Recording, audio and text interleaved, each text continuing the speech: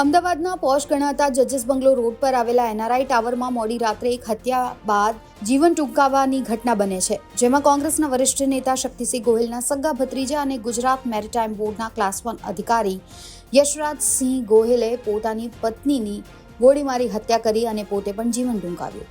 માત્ર 2 મહિના અગાઉ જ લગ્નથી જોડાયેલા આ નવદંપતિ વચ્ચે થયેલી તકરારે લોહિયાળ વળાંક લેતા સમગ્ર વિસ્તારમાં ચકચાર મચી ગઈ. ઘટનાની ગંભીરતાને જોતા વસ્ત્રાપુર પોલીસ અને ક્રાઇમ બ્રાન્ચની ટીમે તપાસના ચક્રો ગતિમાન કર્યા. દંપતી વચ્ચે કોઈ અગમ્ય કારણોસર ઝઘડો થયો હતો, જે ઉગ્ર બનતા યશરાજસિંહે પત્ની પર ફાયરિંગ કર્યું હોવાની માહિતી સામે આવી.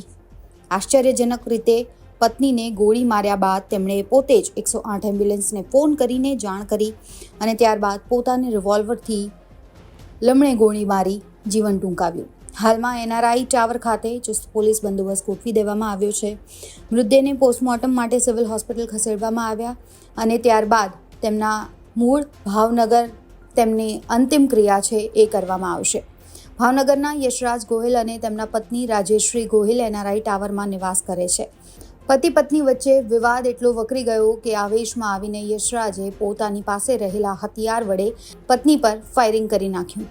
ગોળી વાગતાની સાથે જ રાજેશ્રી લોહિયાળ હાલતમાં હતી. પત્નીને જમીન પર ઢળેલી જોઈ ગભરાયેલા યશરાજે તરત જ 108ને ફોન કર્યું, પરંતુ તબીબોએ તપાસતા રાજેશ્રીને મૃત જાહેર કર્યા. 108ના સ્ટાફ કાર્યવાહી પૂર્ણ કરી ઘરની બહાર નીકળ્યા. તે જ ક્ષણે યશરાજે પણ તે જ હથિયાર વડે પોતાના માથે ગોળી મારી દીધી. પાડોશીઓ અને સોસાયટીના રહીશો કંઈ સમજે તે પહેલાં જ એક હસતું રમતું પરિવાર વેરવિખેર થઈ ગયું. હાલમાં વસ્ત્રાપુર પોલીસ અને ક્રાઇમ બ્રાન્ચ દ્વારા બંનેના મૃતદેહોને પોસ્ટમોર્ટમ માટે ખસેડી દેવામાં આવ્યા છે. ગુનો નોંધી લેવામાં આવ્યો છે. ઝઘડા પાછળનું ચોક્કસ કારણ જાણવાની તપાસ છે એ કરવામાં આવી રહી છે. બનાવ બનતા આસપાસના લોકો પણ ભેગા થયા છે. ત્યારે હાલ એક ડીસીપી ક્રાઇમ બ્રાન્ચની ટીમ સહિતનો કાફલો પણ પહોંચ્યો હતો. સમગ્ર બનાવમાં દંપતીનું મોત થયું છે.